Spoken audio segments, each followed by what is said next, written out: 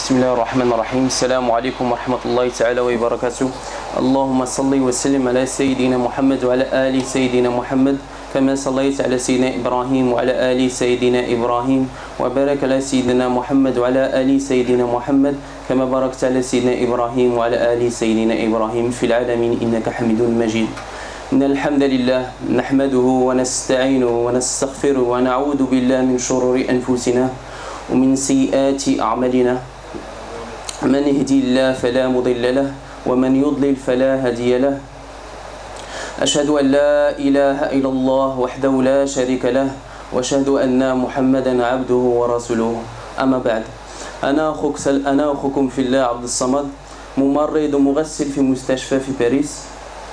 Aujourd'hui, Inch'Allah, je viens mettre en pratique les règles de la toilette rituelle selon la méthode prophétique et vous raconter un peu mon expérience en tant qu'aide-soignant en centre hospitalier et en tant que toiletteur. Donc, alhamdoulilah, j'ai commencé. Pourquoi j'ai choisi ce métier? C'est pas par hasard, parce que le hasard n'existe pas en islam. J'ai 26 ans aujourd'hui, ça fait depuis l'âge de 18 ans que j'ai obtenu mon diplôme d'aide-soignant. Pourquoi? Parce que il y a eu un parcours dans ma vie, j'ai perdu mes parents très jeunes, d'une très longue maladie. Donc depuis mon adolescence, je l'ai vécu dans le milieu hospitalier. J'ai été confronté à la mort très très jeune. Donc alhamdoulilah, c'est pour ça que j'ai choisi d'aider les autres en milieu hospitalier. Comme vous voyez, il y en a, ils ont leurs parents encore, il y en a, ils les ont plus. Quand tu as tes parents encore, tu dis ils vont vivre une éternité, ils sont jamais malades, etc.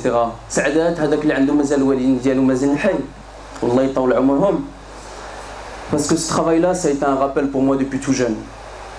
Parce que quoi, les personnes là qui ont encore leurs parents se soucient de faire attention à Ouldi, à Ouldi. Moi, j'ai pas eu besoin de ça. Dès que j'ai perdu mes parents, j'étais livré à moi-même. Je pouvais être tenté par le haram, faire du mal ou faire des bêtises. Mais ce métier que j'ai fait depuis tout jeune, ça me faisait des rappels tous les jours. Donc j'avais peur. Je dis parce qu'un jour, je dois rendre des comptes à mon Seigneur. Parce que ma grand-mère, Allah rahma, disait le temps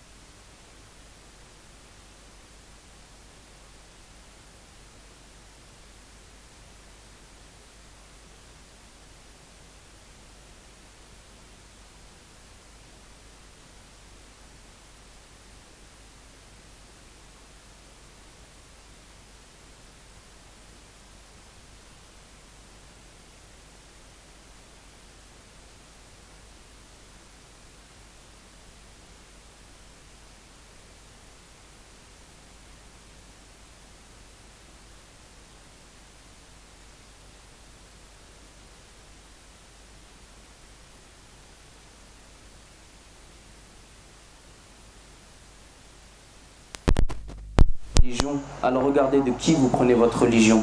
Donc il est de notre devoir de revenir aux savants lorsqu'on ne sait pas, lorsqu'on a un doute, et ce dans tous les domaines. Pourquoi je dis ça?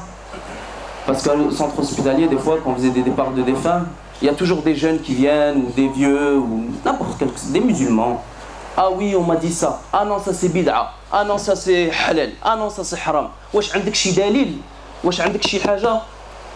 Quand tu sais pas, اسكت سير تقلب بحث. ما تقولش هذه حرام وهذه حلال. C'est qui te l'a dit? Ah واحد صاحبي قالها لي. Non. Ça fonctionne pas comme ça dans l'islam. Comme en France, on a quoi? On a une loi. Il y a des règles, et bien dans l'islam c'est pareil. C'est pareil, c'est la même chose. Quand tu sais pas, tu cherches. Il y a tout, alhamdoulilah, à disposition. Donc aujourd'hui, les rites relatifs aux funérailles, tels que laver le mort musulman, l'envelopper dans un linceul, prier sur lui et l'enterrer, sont des pratiques auxquelles chacun de nous peut être confronté. D'où la nécessité de les apprendre conformément aux enseignements prophétiques. Pourquoi je dis ça? Parce que lors d'un décès, on cherche toujours un toiletteur. Les gens, ils perdent leur capacité. Quand il y a un décès, ils sont choqués. Même s'ils savent, ils perdent leurs moyens. Et franchement, c'est très important de choisir le toiletteur. Parce qu'il y a des toiletteurs, ils ne le font pas vraiment à la sunnatillah wa rasoulih. Il y a des toiletteurs, hein, on ne va pas se voiler la face. Il y a des toiletteurs, ils font ça pour l'argent. Je vous parle d'expérience. Hein. Dans la région parisienne, il y a des toiletteurs qui viennent faire les toilettes alors qu'ils ne savent pas comment faire la toilette. Ils font ça pour récolter 100 €, 200 €, 300 €. Et nous, on ne sait pas. Nous, on donne comme ça, le cheikh, il sait faire la toilette. Non, c'est un droit fard kifaya. Galou Shur, Ibn al-Baz, U'taymin, rahimahullah. Galou, c'est un droit de chacun de savoir l'ghusl amwat. Même si tu n'as pas envie de le faire, tahdar. Elle a le ghusl, tu choufes le siyad, wash ki ghusl mizyan ou là. C'est pas rire ghusl 20 minutes. J'ai jamais vu une toilette faite en 20 minutes. Une bonne toilette standard, c'est 1h30. Une toilette avec des complications, c'est 2 heures. Parce qu'il ne faut pas croire que le corps, il est toujours nickel. Hein? Il y a des matériels médicaux. Il y a des iléostomies, des poches gastriques, il faut les enlever. Par exemple, quand il y a quelqu'un qui a des accidents, qui a un accident de la route, il a des pansements. On ne va pas le laver sur le pansement, il faut savoir enlever le pansement. Et il y a des personnes, ils n'osent pas les demander aux infirmiers, aux aides-soignants, s'il vous plaît, un pansement propre. Bah oui, on ne va pas se doucher sur un pansement sale. C'est des règles d'asepsie, c'est hygiénique. Hein? Donc l'hygiène hospitalière, l'hygiène du patient, c'est très important. Donc implorons Allah le tout miséricordieux de pardonner tous les morts musulmans, de nous permettre de les rejoindre et n'adorant aucune autre divinité à part lui. D'après Ubay ibn Ka'ab, le prophète sallallahu alayhi wa sallam a dit: lorsqu'Adam est mort, alayhi salam, les anges l'ont lavé en nombre impair. 3 fois, 5 fois, 7 fois. Ça dépend de l'état du corps. Si vous avez un corps propre, hein, parce qu'il y a des corps qu'on vous a retrouvés dans un appartement au bout de 3 semaines, des corps retrouvés dans la forêt. Donc les corps ne sont pas toujours propres. Donc un corps, t'estimes, soit tu laves 3 fois, 5 fois, 7 fois, mais toujours en impair. Ceci est la sunna de Adam pour ses enfants. Donc la toilette rituelle, ça date déjà de Adam alayhi salam. Cheikh Abdelaziz al-Sheikh a dit: le lavage mortuaire est établi selon la sunna orale explicite et selon la pratique du prophète sallallahu alayhi wa sallam et de ses compagnons. Certains savants disent que le fait que les gens lavent leurs morts est connu depuis l'époque de Adam. Le consensus au sujet de l'obligation relative fard kifaya, comme je vous l'ai dit, c'est un fard de chacun. Chacun doit savoir apprendre à faire la toilette pour laver votre père ou vos frères ou vos cousins. Cette pratique renferme de nombreuses morales, parmi lesquelles le fait de leur rendre les honneurs aux musulmans qui décèdent en s'acquittant des droits que la religion lui a conférés, tels que le fait de le laver, le parfumer, l'embaumer, l'envelopper et prier pour lui et l'enterrer. Donc chacun de nous, on doit savoir faire ça. C'est une obligation. Hein? Donc, et par rapport à ça, il faut suivre des formations, il faut chercher.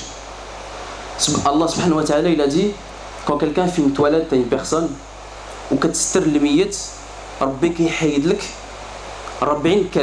y a une autre version de Tarabani qui dit: c'est comme si tu sortais du ventre de ta mère. Et il y a une autre version encore, un hadith sahih de Muslim qui dit: Allah va te pardonner 40 fois. Subhanallah. Comment je vais accepter 100 €? 100 € c'est rien, 100 € de rien qui me chie. Alors j'ai besoin des hasanat, mon compte épargne. Quand les personnes ils mettent 100 euros, 200 euros, ils envoient à Banque Che'ali Tijeri pour le bled.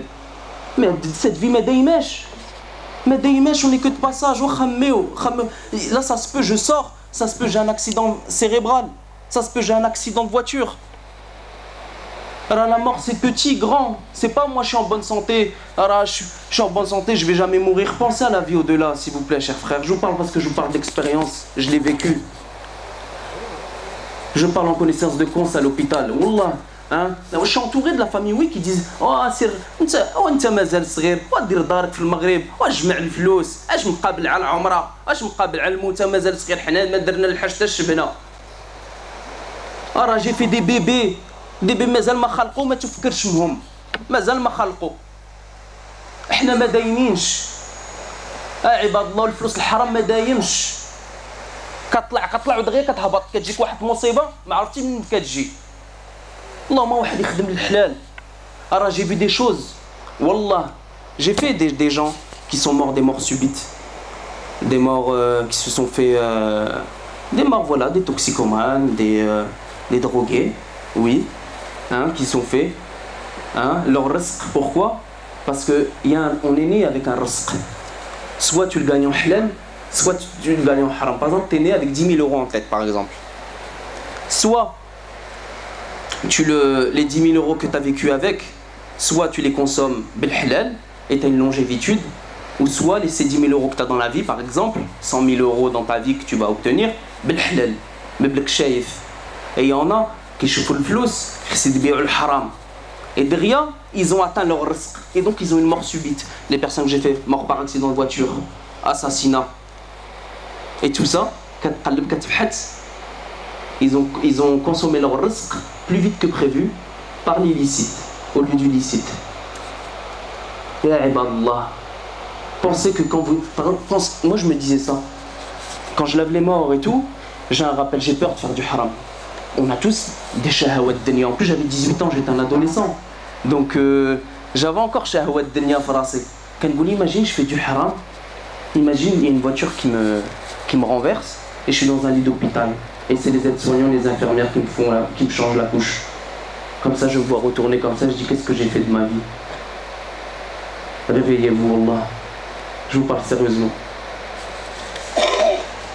Parce que la mort n'arrive pas qu'aux autres et parce qu'elle est parmi les meilleurs rappels qui nous aident à nous détacher de cette vie ici-bas. Ibn Umar, radiyallahu anhu, rapporte: j'étais avec le messager d'Allah, sallallahu alayhi wa sallam, quand un homme d'Ansar est venu à lui en le saluant par le salam, puis lui a demandé: qui sont les meilleurs croyants? Le prophète sallallahu alayhi wa sallam a répondu: ceux qui ont les meilleurs caractères. Puis l'homme a demandé: qui sont les croyants les plus clairvoyants? Il a répondu: ceux qui se rappellent le plus souvent de la mort et ceux qui se sont le mieux préparés pour ce qu'il y a après elle. Ceux-là sont les plus clairvoyants. Ils sont où les rois? Ils sont où les pharaons? Hein? Tous les rois. Fino Ben Ali, fino Qaddafi, fino Hassan Thani. خلوا القصورات. انت كدابز على الدار ديال 4 ايطاج وعلى واحد الكطارك اللي عندك في العروبيه. ناري ناري ناري ناري.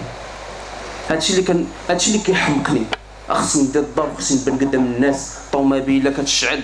انت نهار الميت الغساله يجيو يغسلوك ويدوك في الكفن واخا من قبر يا دارك pour l'éternité ماشي الدار ديالك 4 ايطاج وكتخلي الدراري كيدابزو. Je vous recommande par rapport à la toilette, Cheikh Ibn Baz rahimullah dit: je vous recommande d'agir en conformité avec le hadith de Umm Atiya en utilisant de l'eau et du jubier. Par rapport à la toilette عندها الشروط ماشي غير اجي وغسل. راه الغسل الاموات عنده الشروط ديالو. لا عندك السيدر والكافور كتغسل الميت ديالك بالسيدر والكافور. Hein? Mais si t'en as pas, la غالب le gel douche يكفي. D'accord? Dites pas ce que je vous ai pas dit, de ce que j'ai pas dit. Alors, sidr ou le kafour, s'il n'y a pas de sidr ou le kafour, sidr il est remplacé par le gel douche, et le kafour, briha. Pourquoi sidr ou le kafour? Parce que le sidr, c'est de la fleur de lotus. C'est un anti-anesthésiant, un anesthésiant, un antioxyde, un répulsif contre les insectes. Déjà, subhanallah, parce que les corps, subhanallah al-adim, ils rejettent des fois des rejets nocifs pour nous. C'est pour ça qu'on se protège quand on lave un défunt. Et subhanallah, le prophète sallallahu alayhi wa sallam, il n'a pas dit pour rien d'utiliser ça. Le sidr al-kafour, en 1851, ils ont trouvé les vertus de ces produits-là. Il a été utilisé contre le choléra et contre la, comment ça s'appelle, la grippe asiatique. Et subhanallah, déjà, notre prophète sallallahu alayhi wa sallam, il l'utilisait pour laver ses défunts. Subhanallah. Donc, en plus d'être attentif à éliminer les saletés accumulées et autres, jusqu'à ce que le corps soit purifié, même si cela doit se faire plus de 7 fois. D'après le hadith mentionné, entre autres, il n'est pas nécessaire d'utiliser du savon, du shampoing et d'autres choses, sauf si le jujubier n'est pas suffisant pour éliminer la saleté. Dans ce cas, il est permis d'utiliser du savon, du shampoing ou n'importe quel type de détergent disponible à partir du premier lavage. Vous devriez également ajouter du camphre dans le dernier lavage. À chaque fois, terminez bil kafour. Lavez-le avec de l'eau et du sidr. Sahih Bukhari.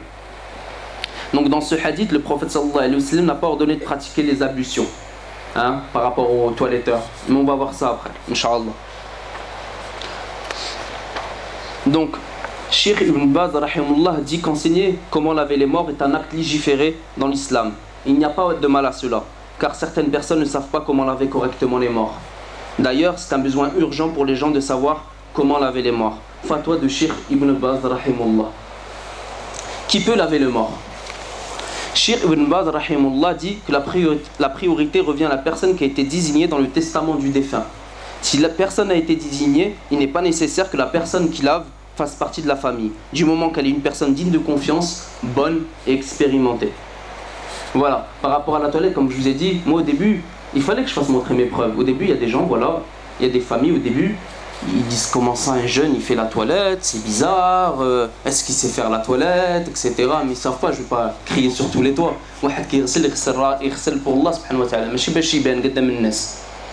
Donc moi c'est mon métier, donc les gens c'est pas écrit sur mon front.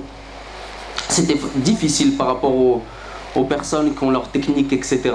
de faire la toilette. Parce qu'il y a des choses par rapport à la toilette à respecter. Par exemple la aura, l'intimité du défunt.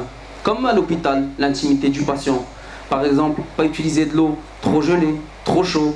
Un corps, ça se respecte. Le corps, il n'est pas mort. Vous aimeriez bien, vous, qu'on fasse ça à votre propre père ou à votre frère? Vous aimeriez bien qu'il parte comme un chien? Non, c'est un être humain. Alors, le miyet, quand tu t'occupes pas de lui, il t'attend là-haut. Lui, il part, mais toi, tu vas le rejoindre. Hein. C'est aujourd'hui, c'est demain, ou c'est dans 1 an, ou dans 10 ans. Hein. Donc, quand tu prends soin d'un défunt, tu as beaucoup de mérite. Mais quand tu prends soin mal de lui que pour l'argent, 20 minutes de toilette, tu bâcles. Là où le millet, il va t'attendre, il va dire tu m'as fait ça, tu m'as fait ça, tu m'as fait ça, tu m'as fait ça, tu as mal pris soin de moi. Pourquoi? Parce que tu as comme quoi le shir ou le hajj et tout, mais qui arrache le ghasl, qui Moi j'ai rencontré des fois dans une expérience à la chambre mortuaire. Une fois, il y a des gens, ils ont appelé des messieurs pour venir faire la toilette. Et ils avaient un guide. Et ils ne savaient pas. Je dis, vous savez pas, ils ont dit non. Les plus anciens nous connaissent, ça fait longtemps. Il n'y a pas de honte pour dire que tu ne sais pas faire la toilette. Il n'y a pas de honte. Il y en a, ils sont bons pour apprendre le Coran. Il y en a, ils sont bons pour le tajwid. Chacun a la spécialité dialo. Il n'y a pas d'âge pour ça. Araf Medina où ils m'ont formé.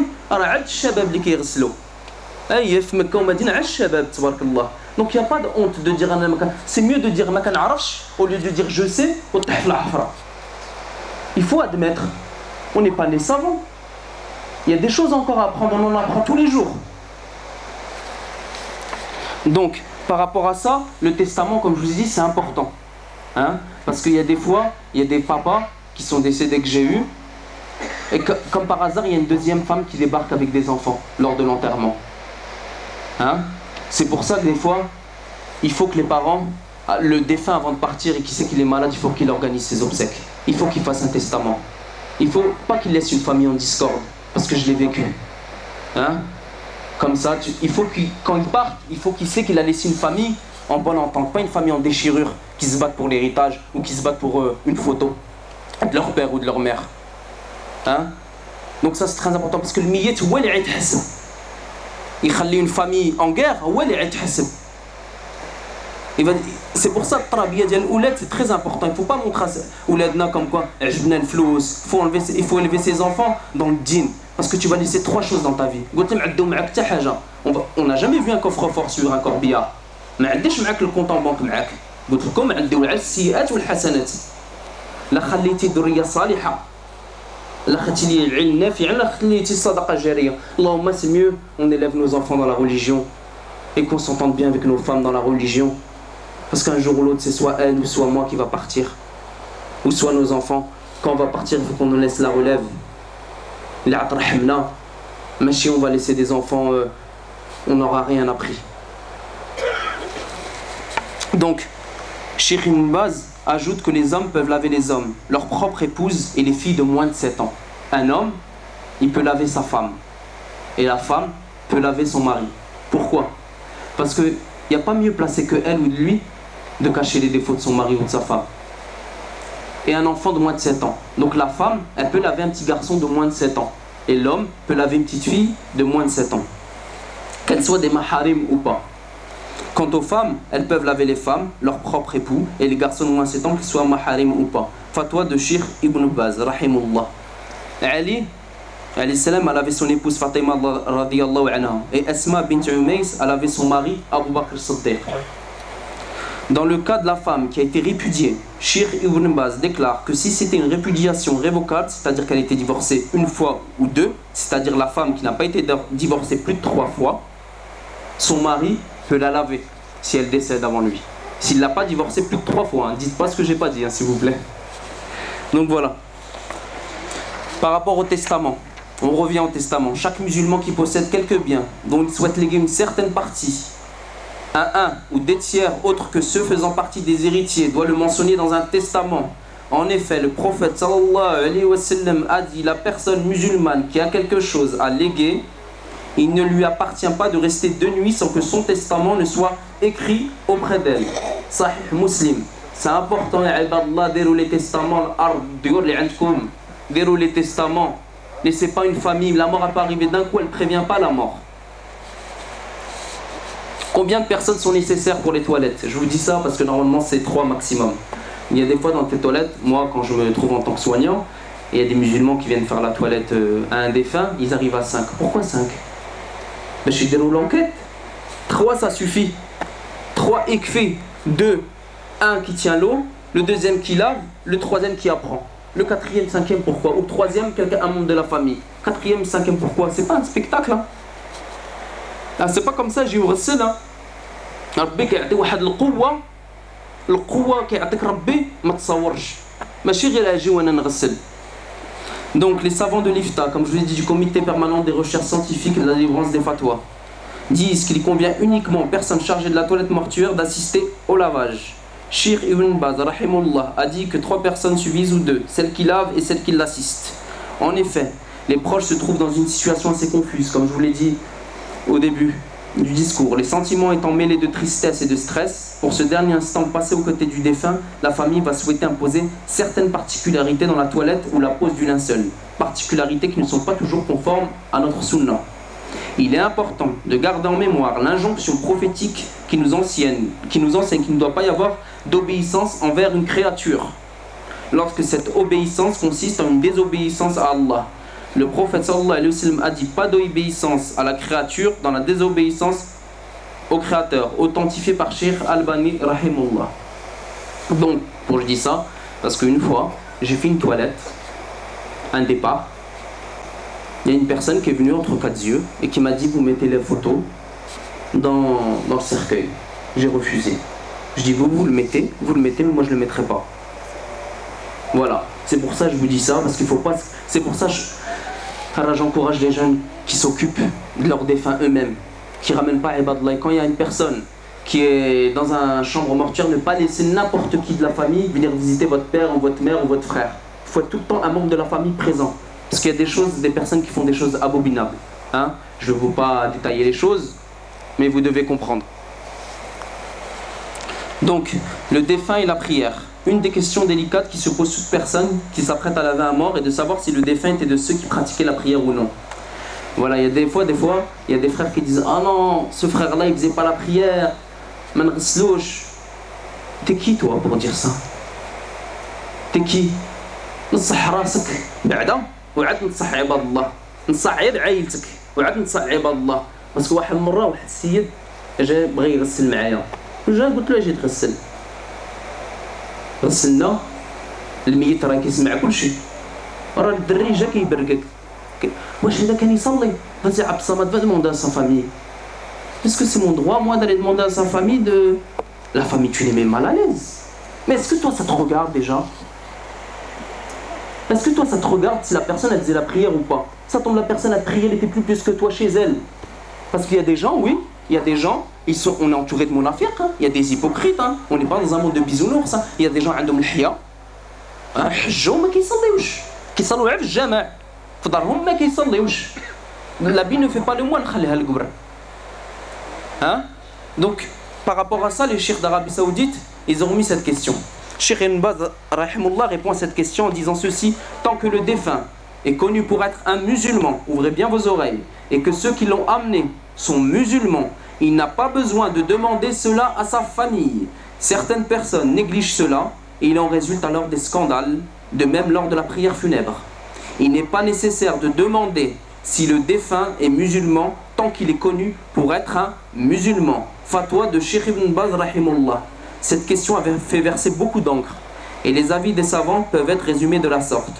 en ce qui concerne celui qui a rejeté catégoriquement le caractère obligatoire de la prière les savants sont unanimes pour dire qu'il est sorti de l'islam s'il y a une personne شهود وقالت لك انا ما كنامنش بربك وبالرسولك وبالكاتب ديالك c'est fini lui il est sorti de l'islam mais si quant à celui qui a délaissé la prière par paresse les avis sont partagés écoutez bien certains considèrent la personne comme mécréante et d'autres non et ce deuxième avis est majoritaire de ce fait la personne qui délaisse la prière par paresse est toujours considérée comme musulmane et on procédera à sa toilette mortuaire et ce qui en suit. Ça ne veut pas dire ne faites pas la prière, attention. Ouvrez bien vos oreilles et dites pas ce que je n'ai pas dit. Vous avez bien compris? Si vous avez des questions, n'hésitez pas à poser. Hein. Donc, le salaire de celui qui lave les morts. Cheikh Uthaymin rahimahullah a dit si le salaire ou la contrepartie ne constitue pas une condition, l'opération est permise. Il n'y a aucun inconvénient à le faire puisqu'il s'agit de récompenser le laveur habilleur. Donc, je dis bien que celui qui lave, il n'a pas le droit d'imposer son prix, normalement. Hein? Maintenant, il y a des gens, ils appellent à Jitressel et je viens laver pour 100 €, 200 €. Il n'a pas le droit, il a perdu toute sa récompense divine parce qu'il les a eu en matériel. Il ne l'a pas eu en hasanati. Mais si tu laves, et si la famille te donne le baraka, ils insistent, tu peux prendre. Ça n'enlève pas ta récompense divine. Donc, les personnes qui font des toilettes à 300 €, 400 €, ah, ibadallah. Une fois, il y a un toiletteur, il a dit 300 € parce que j'ai besoin de finir ma maison au bled. C'est devenu le business de la mort. Vous voulez passer vos frères et vos cousins à des charlatans hein? Pour qu'ils finissent sa maison au bled. Allah musta'an. Allah musta'an. Wallah, c'est pas pour dire que je suis rasé. وعدو بالله من قال أنا خدام أتسواني وموظف في السبيطار كنغسل في سبيل الله كنمشي نغسل في سبيل الله ça a posé des problèmes au début sur Paris il y en a ils m'ont mis des bâtons dans les roues parce que ça casse le marché il y a du business même dans la religion hein?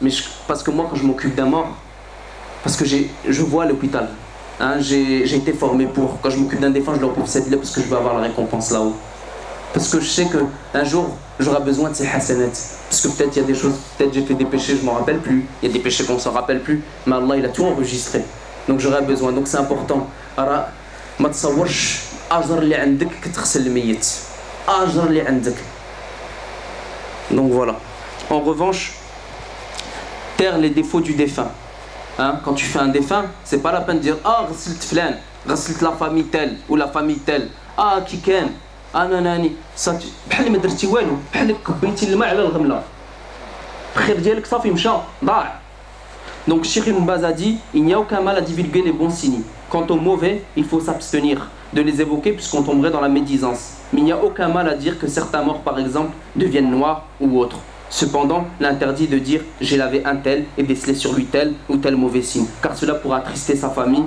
et leur porter préjudice quiconque cache les défauts d'un musulman Allah lui recouvrira les siens, aussi bien sur ce monde jusqu'à la résurrection. C'est pour ça, chers frères, Wallah, aimez-vous les uns les autres. Aimez-vous, soyez solidaires. Kounou mzianin ensemble. Alors parce que du jour au lendemain, on peut avoir une maladie, on peut mourir. Allah on est à l'abri de rien. Aime pour ton frère ce que tu aimes pour toi. Depuis Noé, alayhi salam, ils sont venus pour un message d'amour, un message de paix. Donc c'est pour ça, c'est par rapport à cela. Donc la récompense, par rapport à ça, laisser la famille voir le corps. Pourquoi je dis ça? Parce qu'il y a des fois, il y a des gens, non, il ne faut pas voir le visage. Alors que le visage, tu peux le découvrir, le visage du défunt ou de la défunte. Lorsque la famille le demande, il est conseillé de laisser les maharim du défunt faire leur deuil en leur permettant de voir le corps enveloppé dans le linceul à visage découvert. Donc il est important, parce que des fois, il y a des frères qui sont venus faire les toilettes avec moi, ils me disent non, il faut laisser le visage découvert. Non. Est-ce que tu as un délit? Il faut laisser le visage découvert pour que la famille, les maharim, pas n'importe qui, il ne faut pas non plus que le corps il soit exposé comme un spectacle.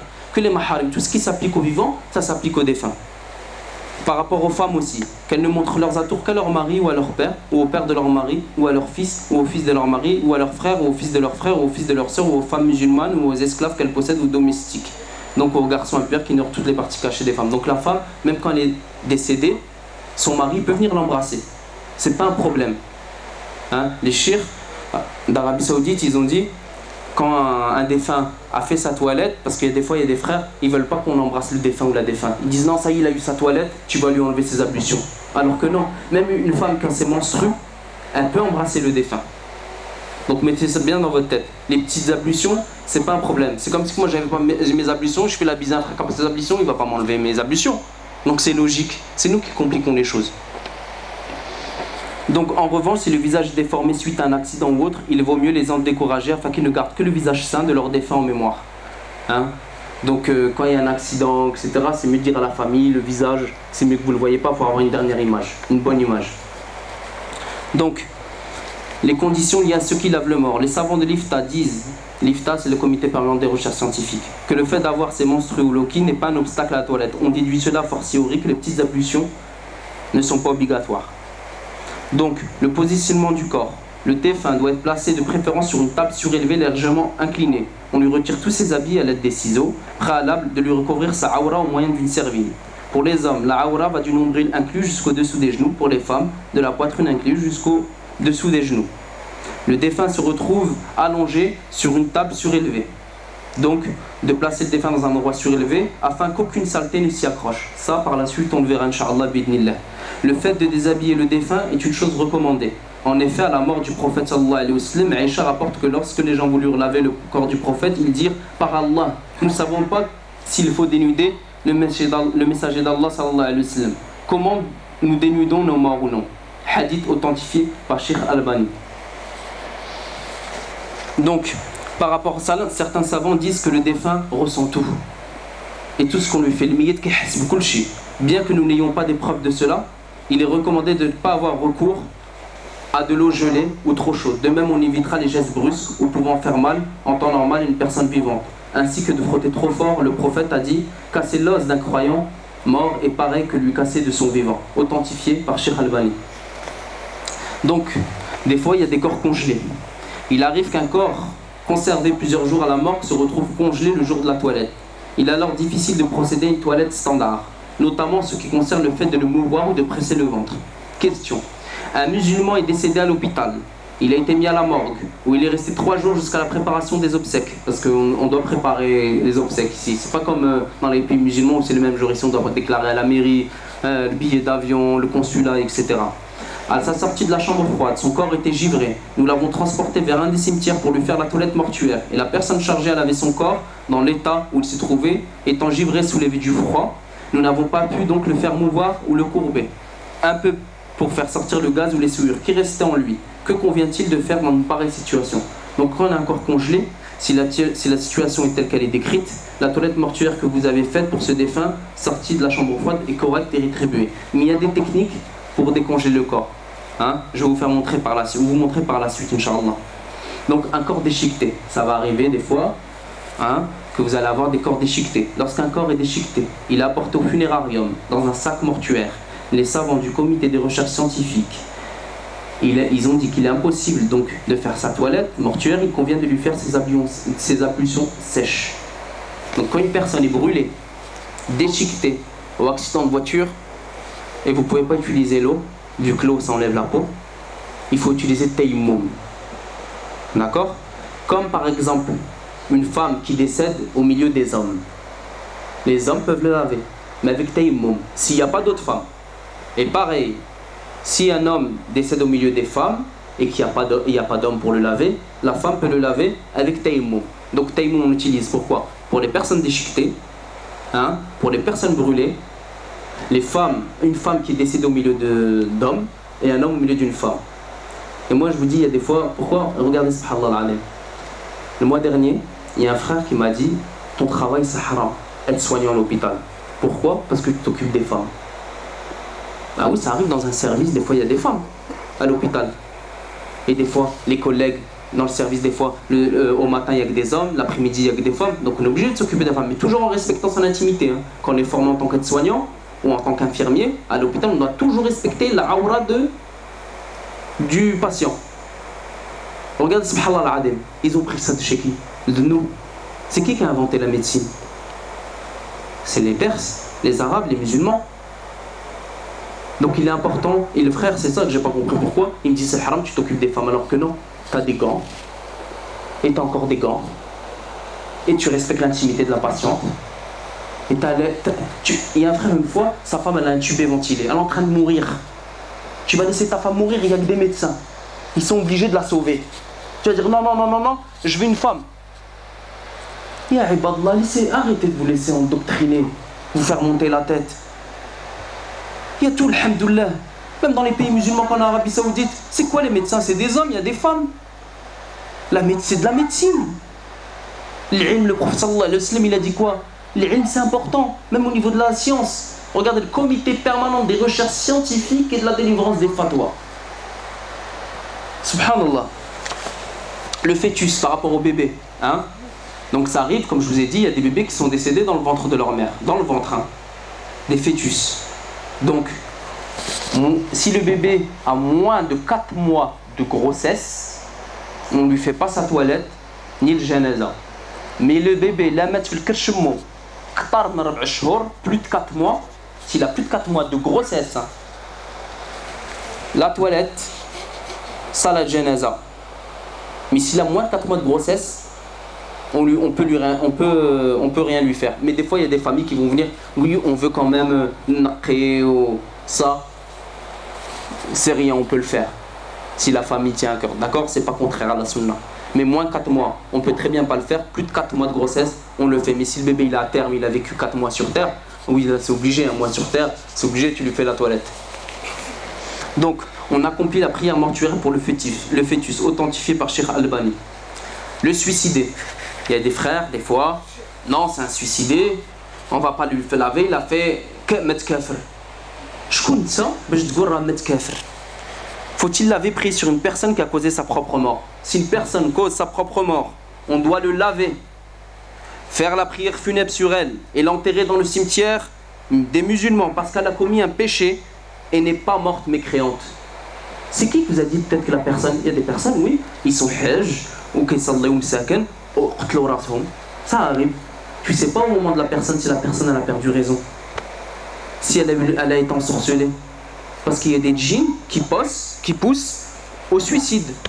Donc Hachi, Raïballah, t'as pas à juger la personne qui est suicidée. Donc se suicider est un péché qui ne mène pas à la mécréance. Si une personne se suicide, qu'Allah nous en préserve, on doit la laver, l'envelopper, effectuer sur elle la prière funéraire.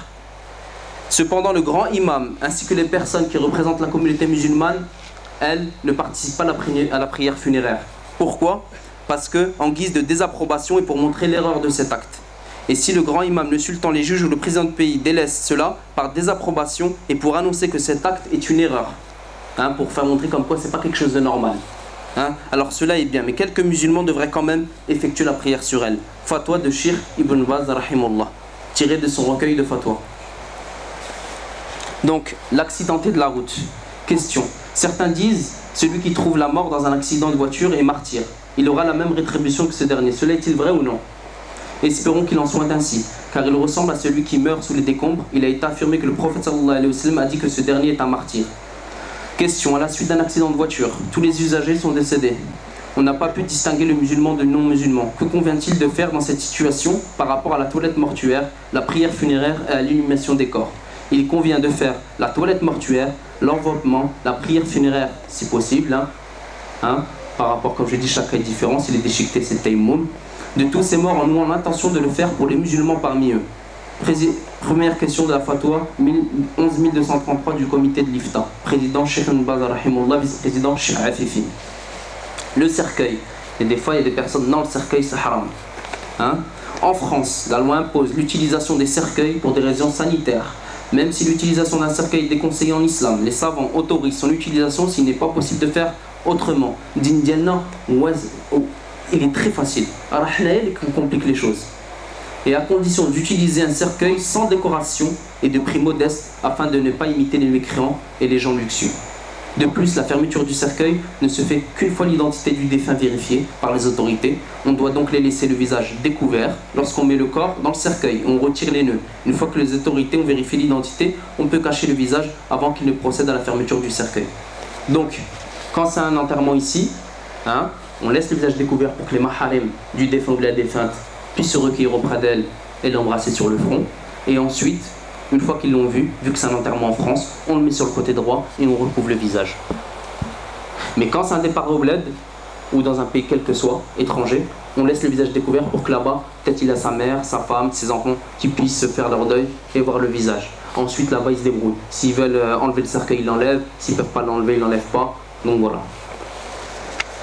Embrasser le défunt. Comme je vous ai dit, la comité de l'IFTA a jugé qu'il n'y a nul grief pour avoir embrassé le visage de l'époux après sa toilette mortuaire et son enveloppement. Fatwa de Cheikh Ibn Baz rahimahullah.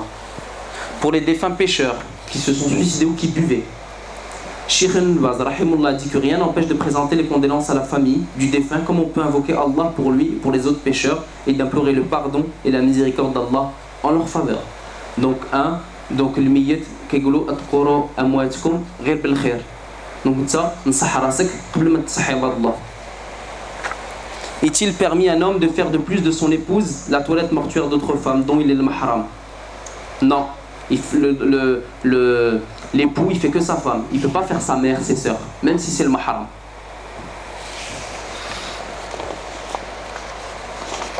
Ensuite, est-il permis à une femme qui a ses menstrues, ça on en a parlé au début, donc la femme qui a ses menstrues, elle peut faire la toilette de son époux et d'un enfant de moins de 7 ans. Est-il permis à la femme de participer à la prière funéraire avec les hommes? Je vous dis ça parce que j'assiste à des enterrements.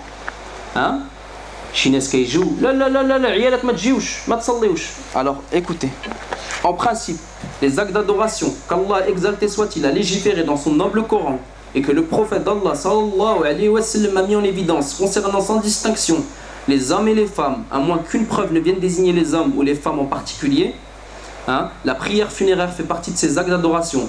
En ce cas, l'ordre est donné de l'accomplir aux hommes tout comme aux femmes. Sauf que les femmes, généralement, sont plutôt occupées chez elles et cette tâche est prise en charge alors par les hommes. Mais si à l'occasion, il n'y a que les femmes pour l'accomplir, alors elles peuvent le faire. En effet, il a été affirmé que Aïcha radiyallahu anha a ordonné qu'on lui ramène la dépouille de Sa'ad ibn Abi Waqqas et elle pria pour lui. Nous ne connaissons aucune opposition de la part d'un des compagnons du prophète à ce fait. Cela prouve que la femme peut participer avec les hommes à la prière mortuaire. Alors la femme elle a une grande place dans l'islam. Donc il faut l'enlever un petit peu par rapport à ça. Donc lors de la toilette mortuaire d'un défunt, ses proches et amis ont demandé d'y assister. Mais quand ils demandaient à quelqu'un de les laisser faire, il s'est opposé en soulignant que seul celui qui est chargé de la toilette mortuaire a le droit d'être présent. En invoquant un hadith du prophète sallallahu alayhi wa sallam, aucun homme ne doit voir la nudité d'un défunt et aucune femme n'a le droit de voir la nudité d'une défunte. Recourir à une telle preuve est-il correct? Est-il permis ou pas à celui qui le désire d'assister à la toilette mortuaire? Donc comme je vous ai dit, c'est deux personnes, le troisième, soit la famille ou soit quelqu'un. La famille prime toujours. Si un membre de la famille veut participer à la toilette, c'est la famille d'abord avant de ramener quelqu'un pour apprendre. Donc, quelles sont les catégories de personnes sur lesquelles il ne convient pas aux musulmans d'accomplir la prière funéraire? Les preuves légiférées recommandent d'accomplir la prière funéraire sur les morts de confession musulmane, que ces derniers soient pieux ou débauchés, tant que leur perversité n'ait pas atteint le degré du polythéisme. Comme le souligne cette parole d'Allah, l'exalté, certes Allah ne pardonne pas qu'on lui donne quelques associés, à part cela il pardonne à qui il veut. Il y a lieu d'espérer pour les bienfaiteurs parmi eux et de craindre pour les malfaiteurs. Donc je ne dis pas d'être débauché, attention. Ne dites pas ce que j'ai pas dit. Donc une personne musulmane, vous savez qu'elle est musulmane et que sa famille l'a ramenée en tant que musulman, vous lui faites la toilette et vous faites la prière pour elle. Je préfère répéter parce qu'il y a des fois, il y a des gens, ils ont mal compris. Oui, donc la prière funéraire accomplie à la tombe est-elle valide ou pas? Il y a des frères, oui c'est haram de prier dans un cimetière parce qu'il y a des tombes. On ne prie pas. On ne prie pas le mort, on ne demande pas au mort. Je ne demande pas au mort. Écoutez, il est permis de faire la prière à l'intérieur du cimetière comme il est permis de le faire après l'inhumation, comme cela a été le cas concernant une servante qui avait été en charge, une servante qui faisait le ménage.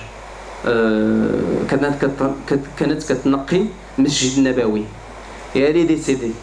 Sallallahu alayha. Le prophète sallallahu alayhi wa sallam سول عليها. قال فين هاد السيده اللي كانت كتغسل الجامع؟ قال وراه ماتت الله يرحمها. قال ماتت؟ قال لهم كاع ما قلتوها لياش باش نمشي نصلي عليها. وعاد مشى صلي عليها دوزيام فوا. في الروضه. سمعوا. Écoutez bien. Le prophète sallallahu alayhi wa sallam sans qu'il d'elle, on lui informa de son décès. Il dit pourquoi ne m'avez-vous pas mis au courant de sa mort? Indiquez-moi sa tombe. Ils la lui montrèrent. Et l'envoyé d'Allah, sallallahu alayhi wa sallam, s'y rendit pour faire la prière funéraire. Puis il dit, les habitants de ces tombes sont enfouis dans les ténèbres et Allah les leur illumine grâce à ma prière en leur faveur. Parce qu'il y a des fois des gens, fatwa de Cheikh Ibn Baz rahimahullah, du comité permanent des recherches scientifiques. Parce qu'il y a des gens des fois, là, sallayna amra, عن صلي في البلاد. لا يدوش جوج مرات. من عباد الله من خرجت هاد الهضره. منين؟ الله العقش قالها لي واحد فلان. فصرت نقلب بحث. Il n'y a pas d'âge d'apprendre. Il y a tout âge pour apprendre. Il y en a, ils ont passé leur bac à 70 ans.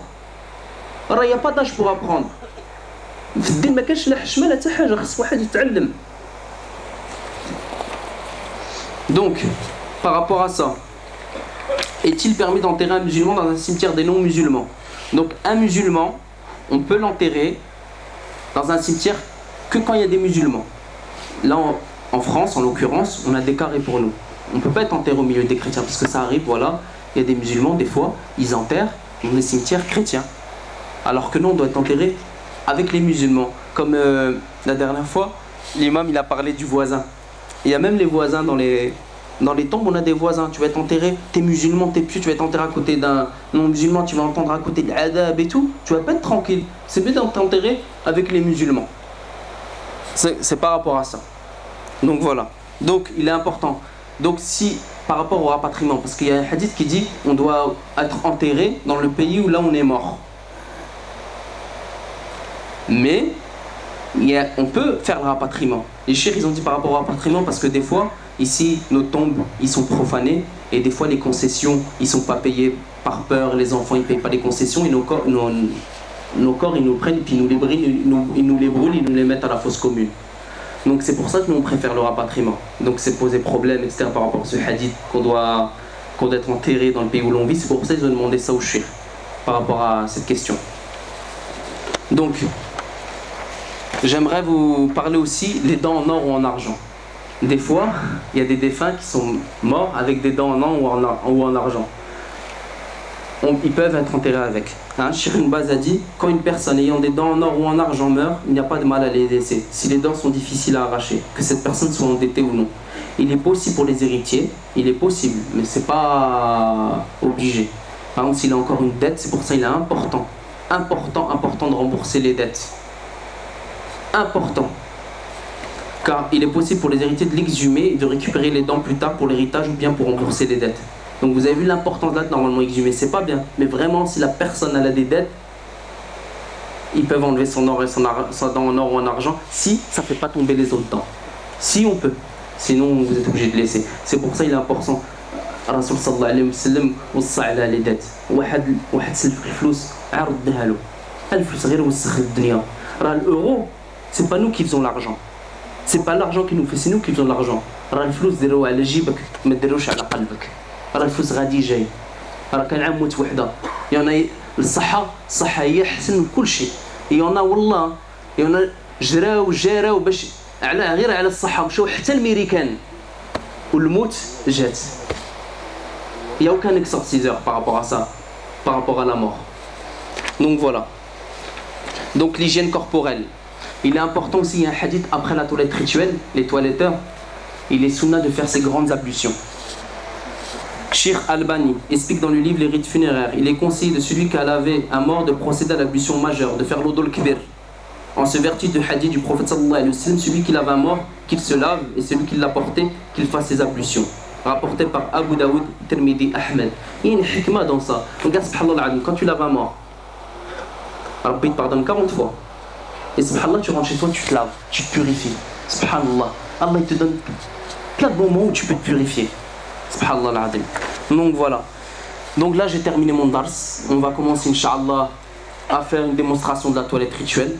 Mais juste avant, j'aimerais vous parler d'un petit passage d'un roman de la mort confisquée. C'est un directeur du service catholique des funérailles et l'archevêque de Paris concernant la toilette musulmane. Ça les a interpellés.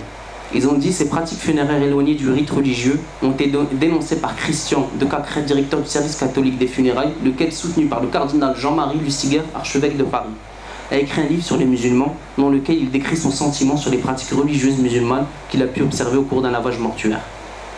Alors de ses mains d'homme, je le vis sur la paillasse où reposait le défunt, et réalisait des gestes simples, peu différents, et de ses professionnels.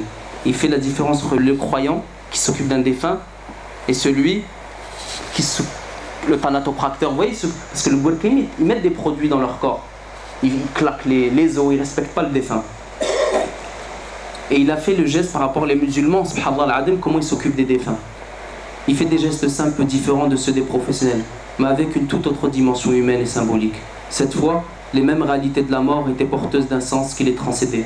Plutôt que le malaise ressenti avec mes confrères, en parlant des thanatopracteurs, j'ai trouvé dans la dureté de la scène une forme de beauté et de douceur.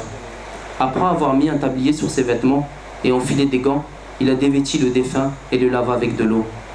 Alors ce que l'on nomme abusivement toilette dans les services funéraires pour l'argent, là on parle des gens qui font ça pour le business, et qui consiste simplement à habiller le mort, prit tout son sens, l'eau abondée et glissée sur la peau du défunt. Puis Mohammed saisit une serviette et le frictionna. D'une pièce de tissu, il fit 3 morceaux. Suivant en cela une technique bien précise, il enveloppa le mort. Ce dernier ressemblait au terme de ce rite à un prince du désert. Avant de nouer le dernier morceau de linceul, il parsema le corps inerte de camphre. Tout dans ce que je voyais était imprégné de respect. Repensant alors aux soins de conservation auxquels nous avions assisté, les contrastes me semblèrent saisissants. Au respect de la différence des sexes dans la toilette rituelle s'opposait l'impudeur de notre groupe, en parlant des non-musulmans. Au lien de foi et de compassion qui unissait le mort et celui qui le lavait s'opposait l'anonymat. De main professionnelle, l'anonymat. Il est venu anonymement faire une toilette. Hein? La tradition et la simplicité des gestes du croyant s'opposait la technicité du thanatopracteur. Vous avez compris cette différence? Subhanallah. Il y a Ahl Kitab, il n'y a que 2 personnes qui font les toilettes. Les juifs et les musulmans. Les juifs font pareil que nous. Les Yéhoud, j'ai rencontré des juifs marocains, c'est eux qui font les toilettes à Paris, ils font pareil que nous. Il n'y a que les chrétiens qui ne font pas la toilette. Les Yéhoud qui restent qui kefno. Les hommes font les hommes, les femmes font les femmes. Pareil que nous, subhanallah. Pour dire que ce rite date de Adam alayhi salam. Donc voilà. Donc Inch'Allah, on va commencer à faire la toilette. J'espère, si vous avez des questions à poser, n'hésitez pas. Je suis là pour ça. Je ne suis pas imam, je suis un simple aide-soignant, toiletteur, qui vous raconte mon expérience. Donc voilà. Vous avez des questions? Non? عندهم سؤال؟ لا تحد؟ ايوا الحمد لله. Donc voilà.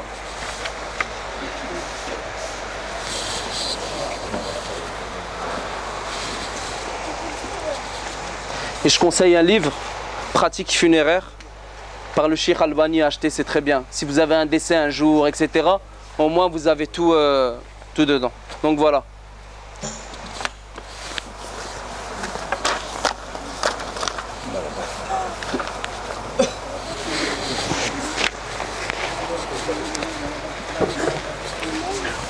Voilà.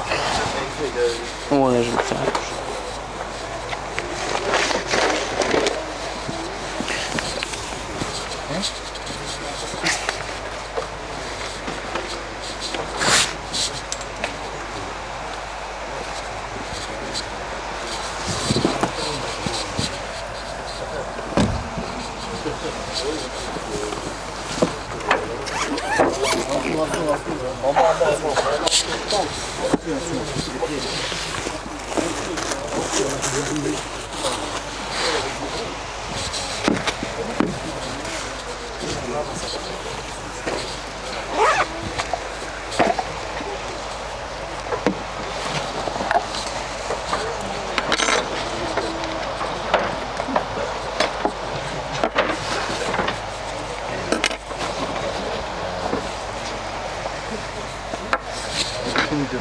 Ouais, on va faire ça. Inch'Allah. On la met à côté là? Le kfen, on va d'abord laver là. On va laver là. Et après on va faire, on va le mettre sur le kfen. On va le mettre ça bien. Hakim.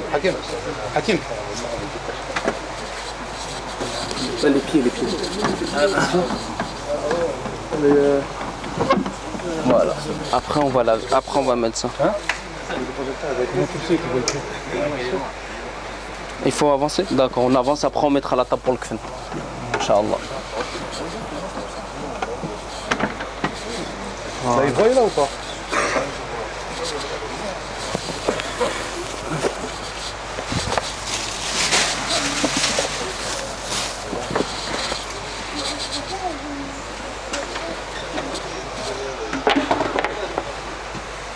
On va mettre ça, tu mets le...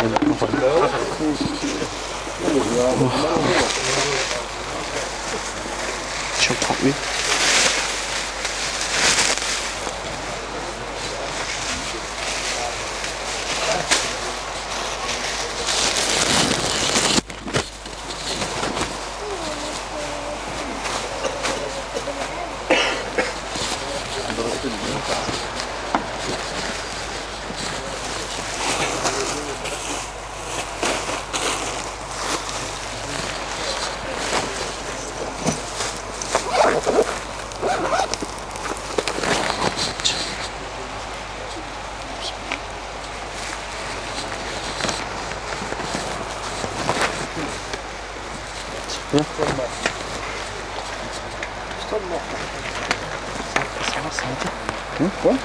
C'est vrai? Parce que je voulais vous marier là. Après les gens ils ont du mal à... À quoi? Ils ont du mal à s'asseoir, à rester trop longtemps. Là-bas, c'est dimanche, il y avait du monde là. Hein? Dimanche, il y avait du monde. C'est vachement pire de voir c'est manger là-bas.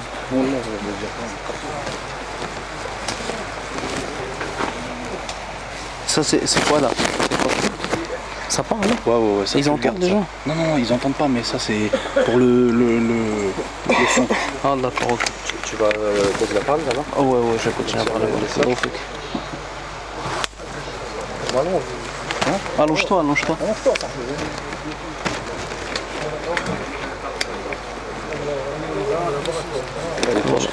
Ouais, proche ici. C'est bon, il a allumé là. C'est bon? Donc voilà.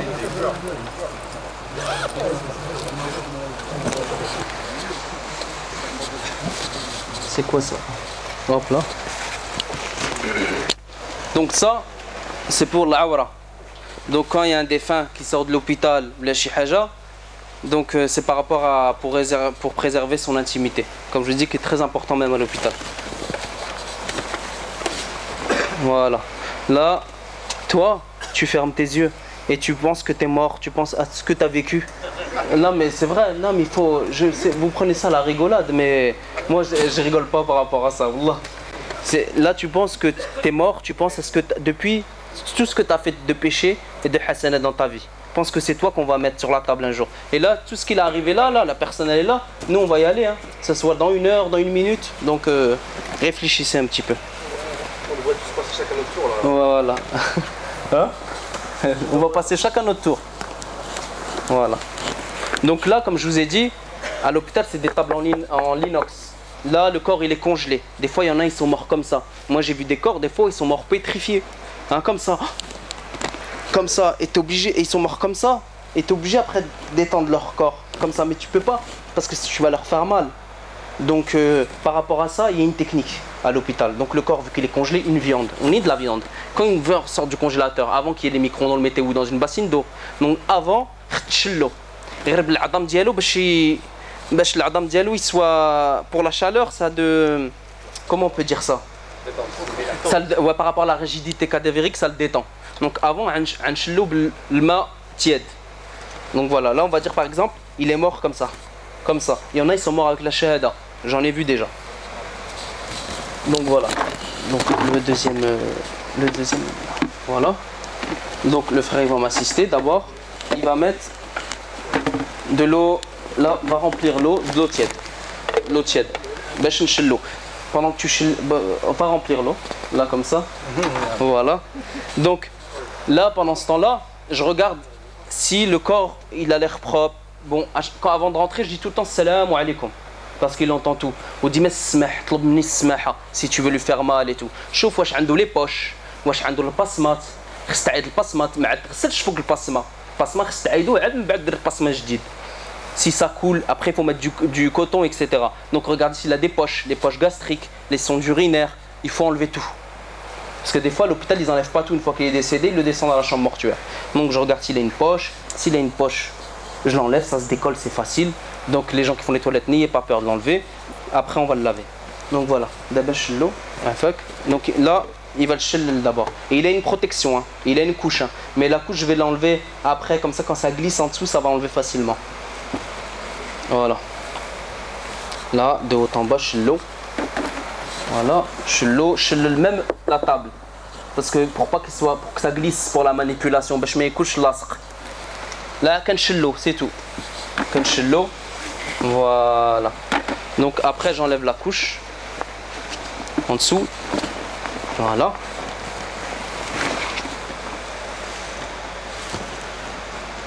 Je l'enlève. Après. Tiens, là, pose, voilà. Le frère, il va m'aider à tenir. Et j'enlève la couche. La couche, je la mets à la poubelle. Voilà. Là, il est nu en dessous. D'accord? Donc, si c'est une personne obèse, d'abord, je dois vider tout ce qu'il y a dans le ventre. Je dois le vider. Si c'est une personne obèse, il faut que je prenne, si c'est une personne obèse, ça comme ça. Bismillah. Comme ça. Et ça sort. Ou si c'est une personne khafifa, voilà. Bismillah. Comme ça. Mettez-vous à sa place. Comme ça. Après, bismillah. Je le remets bien. Voilà. Donc là, on va commencer d'abord par l'istinja. La première chose, avant de prendre la douche, on fait quoi? Faut être logique. Comme je suis aux toilettes, et ben donc avec le gel douche, avec la main gauche, voilà, comme ça, voilà, voilà, et le frère il est là et le main. Voilà, toujours l'eau tiède. Mets-toi bien, bien au fond, bien. Je regarde. Si c'est sale, j'enlève, je reprends et je refais jusqu'à temps que le gant il sort propre, propre. Hein? Et si ça coule encore et je vois que ça coule, je mets du coton. Tous les orifices doivent être bouchés. Comme ça, dans le kfen, ça salit pas le kfen. Donc après ça, quand je l'ai bien nettoyé, etc., jusqu'à temps que le gant il sort propre, je prends l'eau, faut pas avoir pas rush, jusqu'à temps que tout le savon il sort. Là, on va dire ça, c'est propre. Ça y est, j'y touche plus, je repasse pas. Je change mes gants. Comme à l'hôpital, vous n'aimerez pas que l'infirmière touche en bas, après vous touche le visage avec les gants. C'est une raison d'hygiène. Comme je vous dis, j'enlève les gants. Vu que j'ai touché en bas, je ne vais pas retoucher en bas. Je reprends des autres gants. Je reprends des autres gants. Hop là.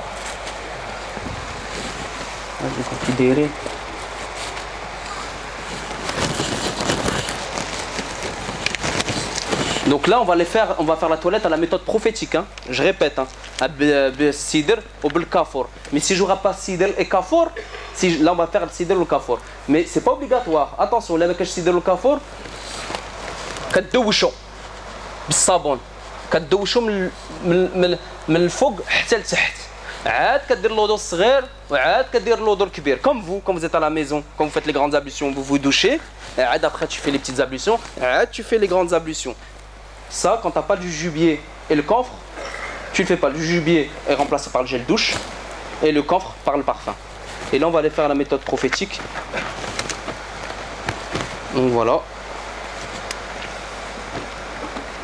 Donc, Akhi Fillah, il va me préparer, Inch'Allah, le sidr.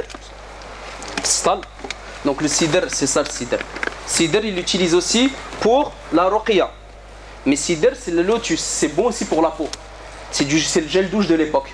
Et comme je dis, ça a des vertus anesthésiantes, antioxydants. C'est bon pour la peau. Si vous voyez dans les supermarchés, vous voyez gel douche à base de lotus.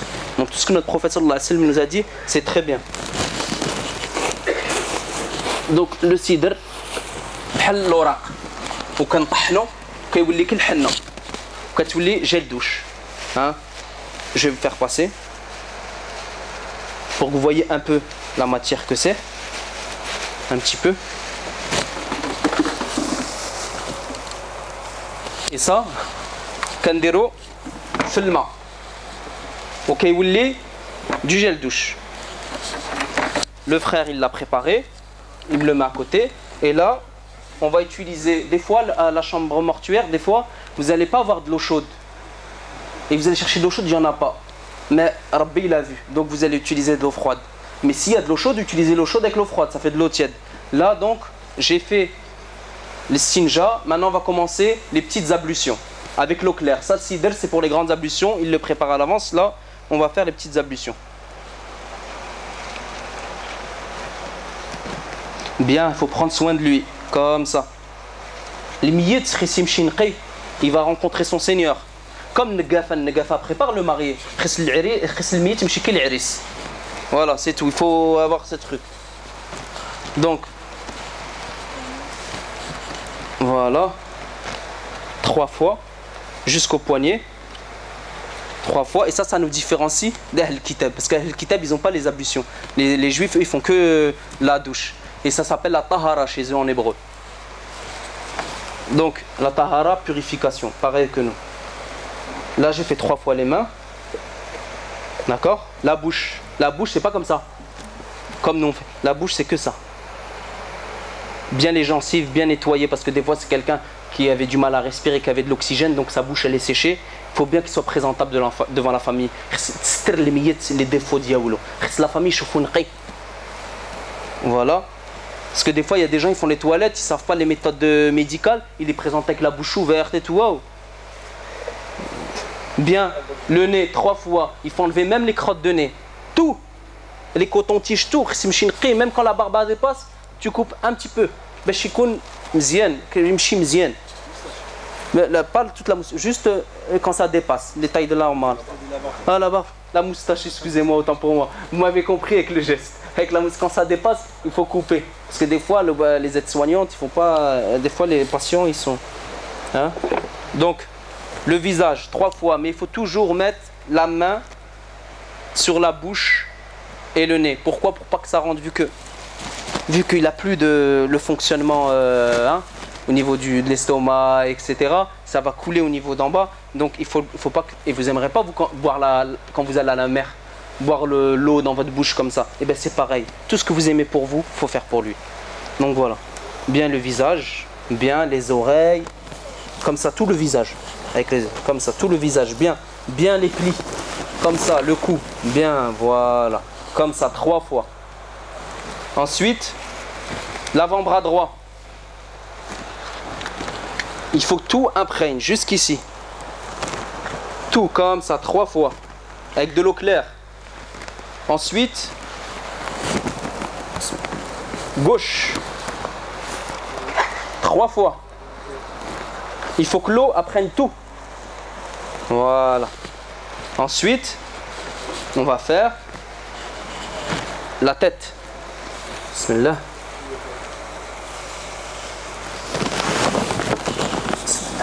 Voilà, 3 fois.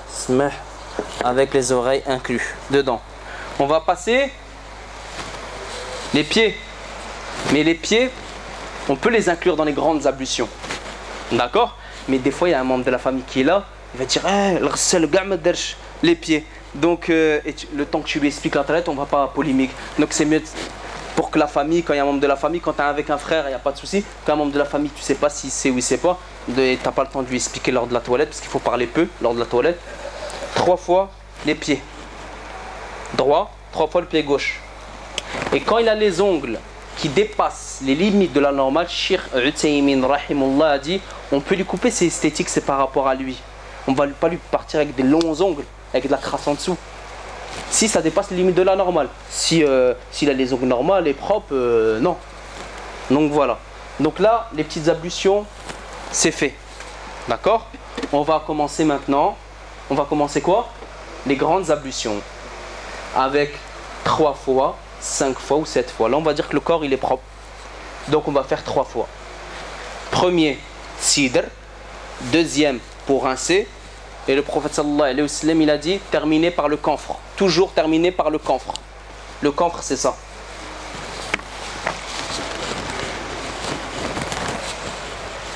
Quel juge le camphre? Camphre, comme je vous l'ai dit, il a été utilisé, ils l'ont découvert en 1851 contre l'épidémie du choléra et contre la grippe asiatique. Le camphre, quel camphre le hor ou quel camphre pour ceux qui sont déjà partis à la Mecque, qui mettent dans les toilettes, dans les trucs d'ablution, camphre, donc les boules. Ça n'a rien à voir, c'est pas les boules avec qu'on utilise les défunts. Le camphre a été mis dans Surat Insan. Pour les vertueux, ils auront quelque chose à boire mélangé avec du camphre. Et le sidr, il a été dit quand le prophète sallallahu alayhi wa sallam dans Isra, quand il est monté au 7e siècle, c'est sidrat al-muntaha. Donc tout ce qui est metqoura dans le Coran, c'est bien, c'est une shifa. Donc je vous fais tourner le camphre al-hur. Voilà. Antioxydant et c'est contre les insectes, etc. C'est très bon. Donc ça te protège aussi, ça nettoie le défunt. Donc là, le frère, il m'a mis le sidr bilma. Donc là, je vais commencer à laver, à faire les grandes ablutions. Donc voilà. Commencez toujours les grandes ablutions par le cuir chevelu. Bien le cuir chevelu. Voilà, comme ça. Bismillah. Voilà. Déviser le corps en hémicorps. Toujours commencer par le côté droit. Voilà. En dessous de l'aisselle, la main gauche. Comme ça. Voilà. Le nombril. Le bot. Bien insister. Ensuite, pour pas que je voie je retouche pas en bas. En bas, c'est propre. Voilà. Donc voilà. Là, j'ai fait le côté droit. Donc je dois faire la partie droite du dos. Donc là, il y a un frère qui va venir. Il est où le frère qui a l'habitude de faire les toilettes aussi des fois? Ma'afim Shatar. Il est là-bas, il est là-bas. Voilà. عاد شدو باش تشوف الكاميرا تشدو من هنا دير من هنا. Voilà, il y a une technique les علموني في السبيطار pour que le corps soit plus facile comme ça, vu que le mettre côté droit, دير ايد على الكتاف ويد على الجنب. C'est plus facile pour le corps. Et on enlève ça. Voilà. Là, il l'a mis de ce côté, dans son côté. Et des fois, subhanallah al-adim, j'étais avec que 2 toiletteurs, j'ai pas trouvé un 3e. Des fois, subhanallah al-adim, il y a des défunts, ils sont lourds. Ou subhanallah, rabbi ki khaffoum aliya. Ou kanine, ils sont minces et ils sont lourds. Subhanallah. Donc là, je n'ai toujours du haut vers le bas, du plus propre vers le plus sale. Côté droit, sans toucher le derrière. Et je descends jusqu'en bas. Et j'ai fait le côté droit. Parce que dans l'islam, on commence tout le temps par le côté droit. Ça y est, tu peux t'asseoir. Et des fois, quand je l'ai retourné là, des fois ça coule. Quand je l'ai retourné, des fois ça coule, il faut que je vérifie. Si ça coule, après, je vais mettre du coton. Parce qu'après, dans le kfen, il faut même d'abord le coton parce que quand on في الصندوق يوسخ كاع الكفن. Donc c'est mieux واحد يطول يشوف واش الدم كيسير وهذاك الشيء même dans le nez. Vous voyez, c'est anticipé. C'est pour ça, c'est pas rien agir ou ghsel. Donc là, on va faire le côté gauche. Bissidr. Côté gauche. Et s'il coule par exemple après dans le sur lui, ça n'enlève pas ses ablutions. Hein. Juste catch l'eau et t'enlève. Voilà, là c'est côté gauche. Et là, pareil. Voilà, comme ça, jusqu'en bas. Donc voilà. Et pareil, après celui-là, déroulons. Bismillah. Non, non, d'habitude, c'est pas toi qui m'aide. C'est pas... T'es un mort vivant, toi. Bismillah, voilà, comme ça. Voilà, il faut faire gaffe aussi le bras. Regardez, son bras, il est tordu, ça va lui faire mal. C'est un défunt, il ressent tout. Il faut le remettre bien comme ça, au smah. Allah yarhamak. Et il n'y a pas de dua, il n'y a pas d'invocation à faire, juste Allah yarhamak. Allah yarhamak, Allah yussi'alik, c'est tout. Voilà, et là, j'ai fait le côté gauche. Ici reste rch, voilà, je touche pas. Et jusqu'ici.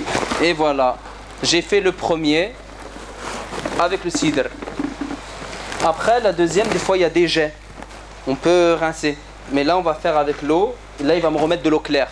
Premier sidr, deuxième, rincer. Troisième, le kafour. Donc là, on va refaire avec le deuxième, avec l'eau claire. Pas la peine que je vous remonte, maintenant vous avez vu. Est-ce que vous voulez que je vous remonte pour le deuxième? C'est bon. Et le troisième, toujours pareil, avec le camphre. Donc ça fait 3 fois. 1 fois, 2 fois, 3 fois. Là, le corps, il est propre. Le camphre, il se dissout dans l'eau. Il se dissout dans l'eau, le camphre. Oui, frère. 5 fois, 7 fois, c'est quand le corps, il est sale. Non. Tu termines par le camphre. Tu peux mettre 2 fois du sidr, mais après tu rinces. Tu comprends? C'est toi qui vois si le corps sidr, ça remplace le gel douche. Si tu vois que c'est encore sale, tu remets du sidr et tu frottes. Ok? Et après, tu es obligé de rincer à chaque fois. Avant-dernièrement. Tu rinces parce que le sidr, c'est de l'herbe. Donc tu dois le rincer. Et le kafour, une fois que le kafour, je vais te donc voilà, le kafour, il est où le kafour? Ça y est, il a fait le tour, le camp? Ah, c'est bon. Donc voilà. Donc par rapport à ça. Donc maintenant, le défunt, ça y est, il est purifié. Mtahar, comme on dit, c'est bon. On va le quoi là? On va l'essuyer. Oui. Qarb akhoya. Taïmoum, c'est pour les personnes déchiquetées, les personnes brûlées. Ah, taïmoum. Donc, taïmoum, là, on va dire que c'est une personne brûlée. Personne déchiquetée. Je prends... Il y a un taïmoum ici? Parce que j'en ai pas.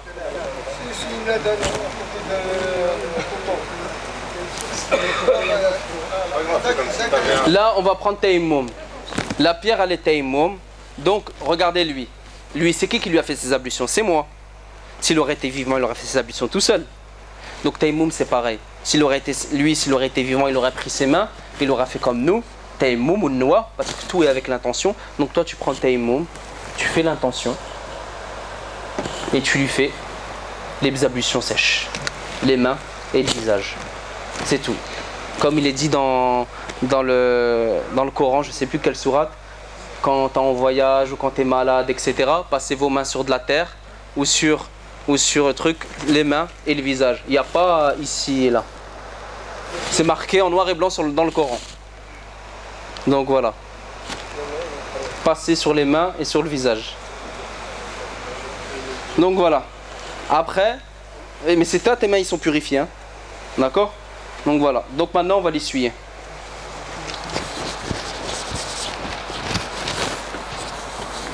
On va l'essuyer. Voilà. Il faut tamponner comme ça. J'ai une question, oui. Pour les membres, quand ils sont contractés, la technique. Oui, les membres, les techniques, voilà. Pour les techniques, pour les membres quand ils sont contactés, subhanallah, il est venu avec moi, il l'a vu de ses propres yeux. Par exemple, ses mains, ils auraient été comme ça. Je peux pas faire comme ça va lui faire mal. Et tu sais, à force avec l'eau tiède, subhanallah al-adim, ça se fait comme ça. Tout seul, ça se détend. Ça se détend, tout seul. On avait essayé qu'un frère, il avait le point serré, tu vois, on n'a pas réussi à l'ouvrir. Le point serré, ah, quand c'est le point serré comme ça, non, ça tu laisses. Ça fait mal après. Ça tu laisses. Mais le maximum, tu laisses quand c'est l'eau, c'est la nature qui fait son travail, c'est l'eau. Et tu verras que tout seul, le maximum possible. Mais un maximum, ça va bouger. Faut pas insister. Mais vraiment, vraiment, vraiment, comme là, une fois, il y avait quelqu'un qui est décédé comme ça. Parce que tu vois, quand tu meurs, tu vois des choses. Elle était comme ça, pétrifiée, et ses mains, ils étaient comme ça. Et tout doucement, ça bougeait, mais pas tout. Donc elle est restée comme ça. Voilà. Le Tayamoum, c'est 3, 5, 7 aussi Tayamoum, non, c'est une fois. Donc voilà. Là, on va l'essuyer. On tamponne. Donc j'enlève ça. J'enlève la awra. Ça, je l'enlève. Et je l'essuie. Je l'essuie. Voilà. On va le mettre comme ça pour qu'il voie. Voilà. Je l'essuie. Voilà. Comme ça. Bismillah. Ah, regarde, les parties intimes, ils sont cachées là. Je nettoie tout. Voilà. J'ai dit on respecte l'intimité du défunt, du patient, de tout le monde. Voilà, on nettoie même la table. Voilà, tout. Voilà, le côté. L'autre côté, pareil. On a essuyé. Voilà. Voilà. Pareil, comme ça. Voilà. Donc maintenant, il est essuyé. Il est essuyé. Et je cache l'intimité. Comme ça. Voilà, comme ça. Donc après, je mets du musc. À Médine, ils ont une sorte de bouteille avec du musc. Ils le mettent tout partout. Mais tu mets aussi sur les 7 points d'appui. C'est pas un problème si tu mets tout partout. Tu le mets sur les 7 points d'appui. Tu le mets. Faut qu'il soit propre. Tout ce que, comme je vous l'ai dit, c'est le droit du musulman, l'embaumer, le parfumer et tout. Même Cheikh Uthaymeen, il a dit même sous les aisselles, mettre du parfum, comme ça, sur les mains, bien là, sur l'autre main, là, au niveau des genoux, au niveau du pied, sur le front, parce que quand la famille va l'embrasser, donc c'est pour lui qu'on fait ça. Donc voilà. Donc là j'ai mis du parfum. Donc là on va le mettre dans le kfen. Voilà, on va le mettre dans le kfen, Inch'Allah. Voilà. Inch'Allah, on va le mettre dans le kfen. Mais maintenant, par rapport à le kfen, on va enlever cette table là. Parce que en fait, je voulais vous montrer comment la manipulation pour le mettre de la table sur la table de kfen. Mais là, vu qu'il y a la caméra, on pourra. Je la mets là. D'accord. Vous pouvez un peu reculer, s'il vous plaît. Ça va aller là où ils vont voir. Après on va l'enlever, on enlève ça. Après on va enlever ça et on va le... Bismillah.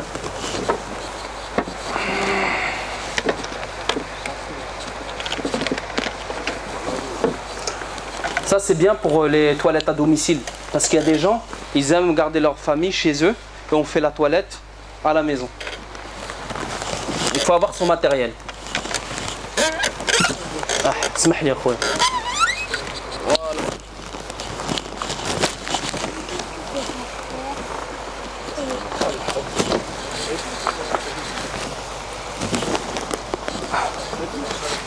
Voilà.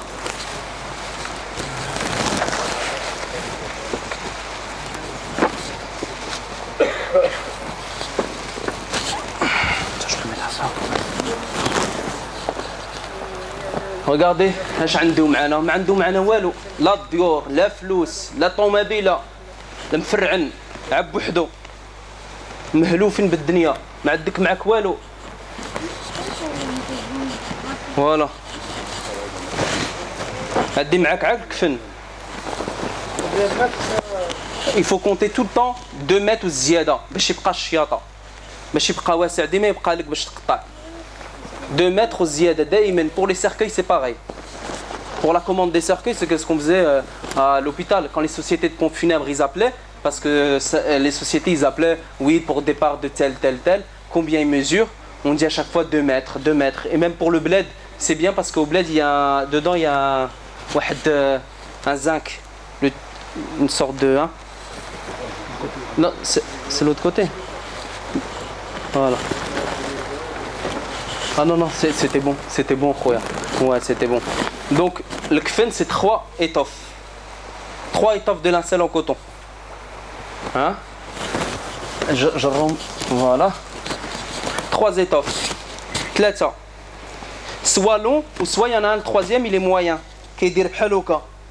Vous voyez? Je vais le mettre devant la caméra. Soit 3 étoffes comme ça. Un, ça s'appelle sirwel. Mais sinon, les lieux, c'est pareil. Soit long, soit moyen. Ça fait. C'est la même chose. Parce que des fois, il y en a, ils ne savent pas. Ils disent ça c'est haram, ça c'est halal, هذا bid'a, هذا ما bid'aش. سير أخويا تقلب. سير تبحث وسير تقرأ. عاد ما تهضر.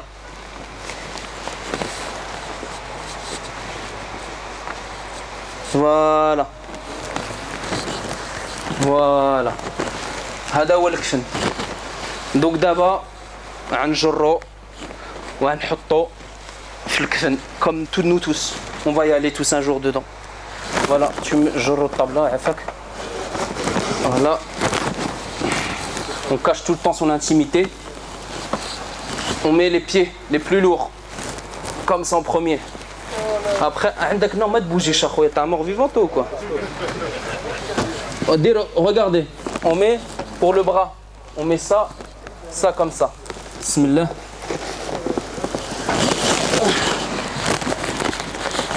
Voilà. On enlève ça. Ah non, ça on doit le laisser. Hein. Je sais pas pourquoi je l'ai enlevé. Ça, pour l'intimité, il faut respecter. Allah fik.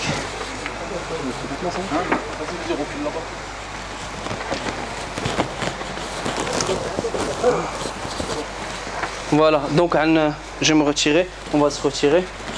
On va من تحت comme tu as fait avec la table. Voilà.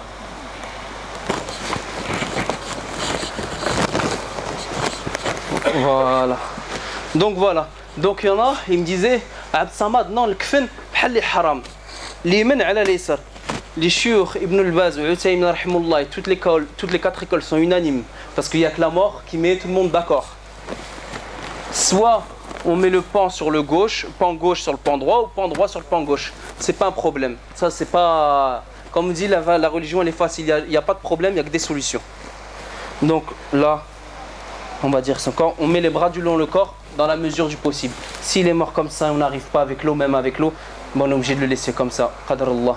Peut rien faire. Et voilà, comme je dis, il y en a, ils sont déjà morts avec la shahada, subhanallah al-adim.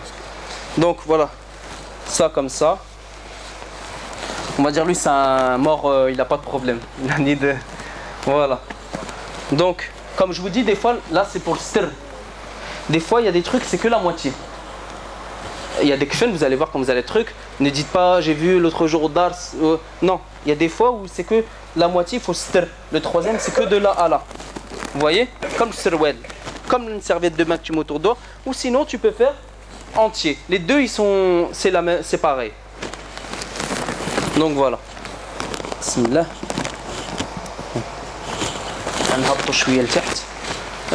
Tu me tiens comme ça. Non, ça comme ça. Voilà. Les draps, comme ça. Je le descends un peu. Et ça descend tout seul. Voilà. Voilà. La tête.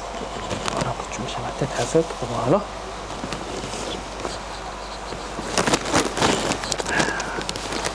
Voilà. Donc là c'est gauche. Bismillah. Voilà. On regarde bien que ses bras ils sont bien. Hein? Et quand il y a des bracelets à l'hôpital, j'ai oublié de vous dire, les bracelets, il faut les enlever. Il faut les laisser pour la police. Voilà. Voilà.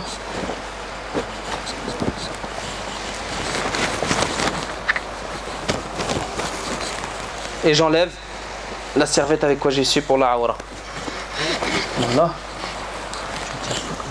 Attends, je prends ça.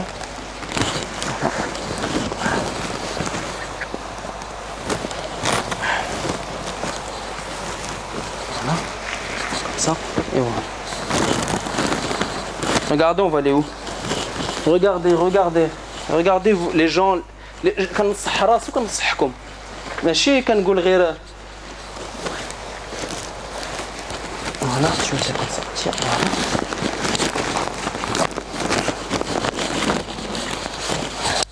Bien, faut que les plis soient bien.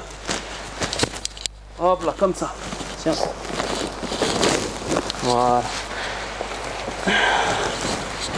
Bien, il faut que ça soit bien tiré. Bien, bien, bien. Comme dans un lit d'hôpital quand tu es paralysé, il faut que tes draps soient bien pliés pour pas que ça fasse des plis. Pour que tu sois à l'aise. Voilà. Et alors, je mets ça.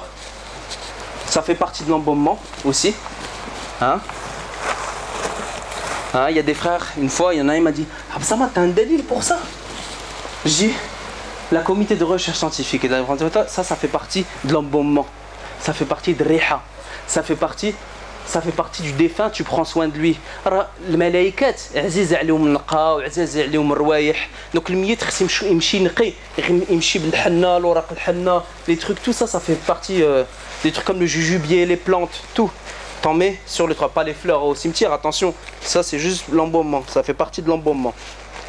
Donc j'en mets un petit peu, ne vous inquiétez pas, ça va passer sur le tapis. Après, on va l'enlever. Juste je mets ça. Non. Comme ça. Voilà. Ah, vu que j'ai fait le gauche, maintenant je fais le droit. Le droit. Mais avant de faire le droit, je vais couper pour la MMA. Parce que ça va être le visage découvert.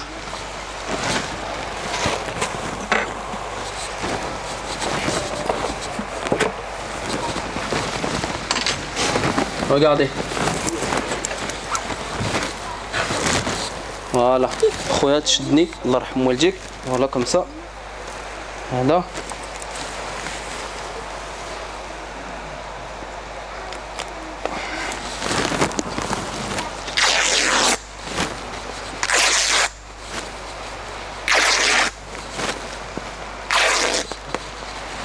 Voilà. Je vais couper les bandes. Les bandes, je les couperai après dans l'autre. C'est pas un problème. Donc maintenant, on va faire. Donc on va dire là. Après, je vais faire montrer un truc. Voilà. Vu que j'ai commencé le gauche, maintenant je rappe à la droite sur la gauche. Gauche, droite, droite, gauche. Voilà. Voilà, tu me tiens là comme ça. Comme ça. Ici, voilà. Comme ça. Tiens-moi ça comme ça. Pour que bien qu'il y ait des plis. Pour que bien, je le mets dans le linceul. Voilà. Maintenant, bismillah, regardez. Bismillah.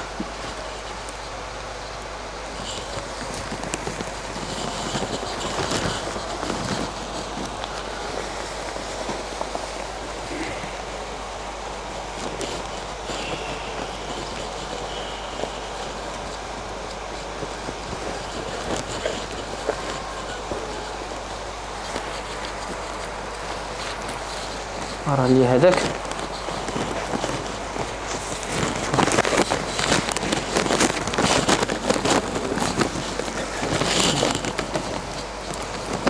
bouge pas trop.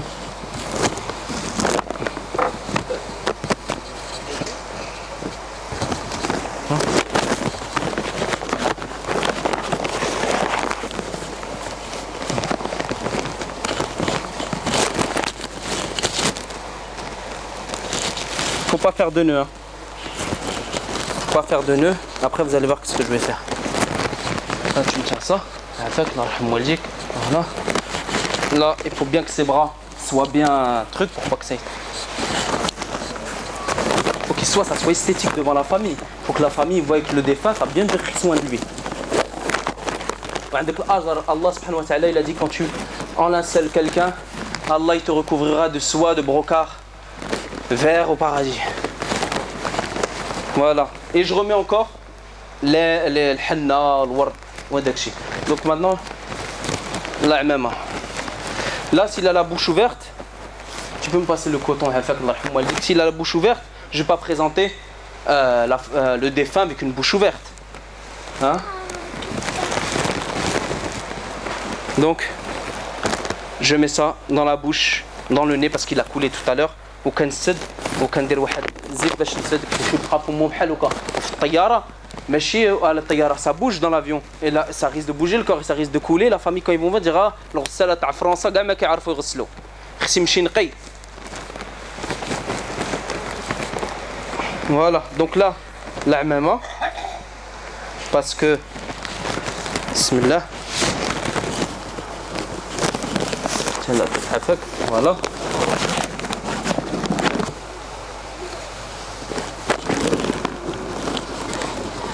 Pas faire de nœuds. Hein. Voilà. Vous avez vu? Comme le prince du désert, comme il a dit le.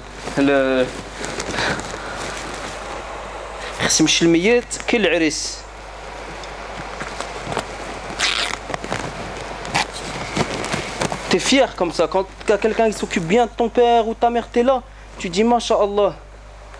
Pas quelqu'un qui vient que pour 100 euros, 200 euros, il prend même pas soin du malade, il prend même pas soin, il connaît même pas les techniques et il s'en fout lui, c'est son billet, c'est tout. Hein. Là, on va le mettre un petit peu. Là, il y en a trop de là, c'est bon. Voilà. Donc là, on va faire comme ça. On va couper les bandes. Hein. Les bandes, ça sert pour quand on le descend dans le cercueil au bled. Les cordes pour le descendre, après on dénoue, mais quand c'est dans un cercueil, on dénoue aussi dans le cercueil. Je vous ai expliqué par la suite. Donc voilà, une bande, 2, 3, mais il n'y a pas de nombre, hein. Il n'y a pas de nombre, hein. 3, 5, 7, il n'y a pas de nombre pour les bandes, c'est juste pour le cortège, pour après le descendre facilement dans la tombe, etc. C'est juste ça sert à ça, pour la manipulation du corps. Encore une troisième. Voilà. Voilà. Donc maintenant, je refais par là. Bismillah. Et ça, il faut enlever, c'est esthétique. Il faut tout enlever. Comme ça. Voilà.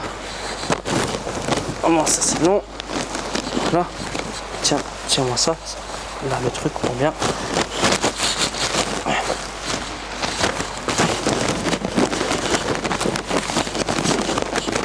Voilà. Après vous allez pouvoir trahmou alayh. Là.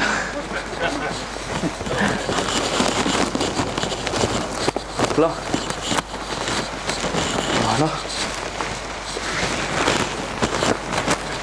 Voilà. Et voilà.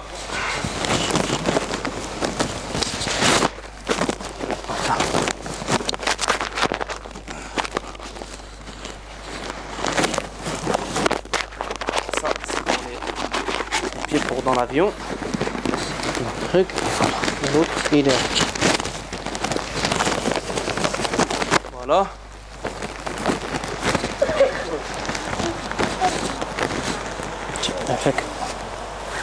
Voilà. Voilà. Après je dénoue. Hein. Bismillah. Voilà. Regardez. Et voilà, masha'Allah, bhali jam al-hajj.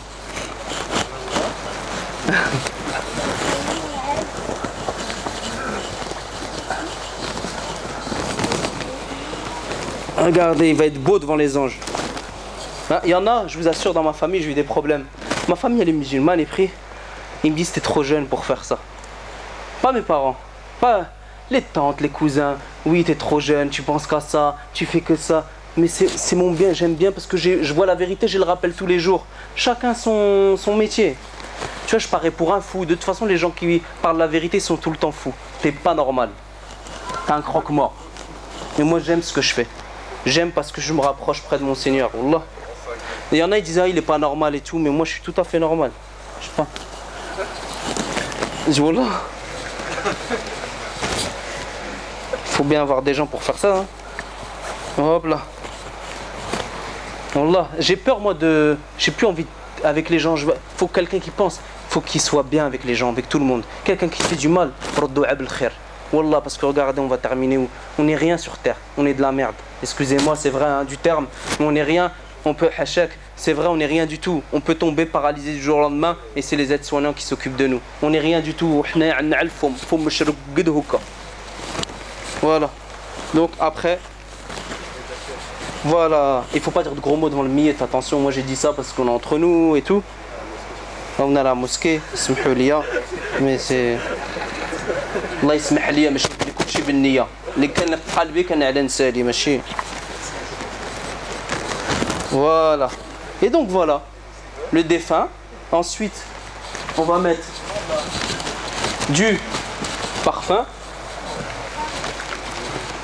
Là, normalement, en Arabie Saoudite, ils font le... Oui.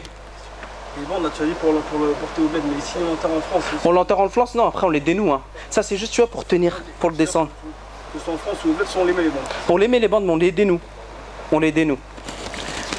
Oui. Tu avais parlé du coton qu'on mettait dans la bouche pour être exact. Oui. Est-ce qu'on l'enlève lorsqu'on l'enterre ou est-ce qu'on... Ah non, non, il faut laisser. On le laisse comme ça? On le laisse. Bah oui, c'est pour lui, il faut laisser. Il faut laisser le coton dans la bouche. Mais il faut que ça soit présentable. Tous les orifices doivent être bouchés quand ça coule. Donc, oui, dis-moi. Le nez aussi, tout doucement comme ça, si ça coule. Mais tu vas le voir dans la toilette si ça coule. C'est pour ça il faut voir. Et ça, normalement, le linceul, en Arabie Saoudite, c'est sunnat bakhar le linceul. Le bakhar, le parfumé. Tu vois, pour qu'il sente bon le linceul. Ou sinon, moi j'utilise l'autre fleur d'oranger. L'autre fleur d'oranger, comme ça. Une fois, il y a un frère qui me dit t'as un dalil pour des petits trucs comme ça où tu dois embaumer et c'est pour le défunt. Comme ça. Voilà. Encore du mesque au-dessus là, pas que la famille va l'embrasser. Et du parfum. Et voilà. Et un peu de fleurs là. Et voilà. Oui.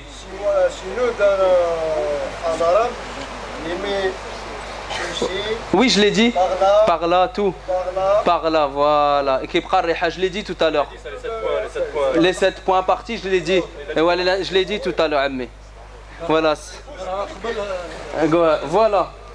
Donc voilà. Est-ce que voilà, Samhulia, et puis j'espère avoir répondu à toutes vos questions. Le coton on laisse dans la bouche quand ça coule. Et il entend. Ouais, oui. Ça va, ça va. Ah, tu veux voir? Tarham Ali.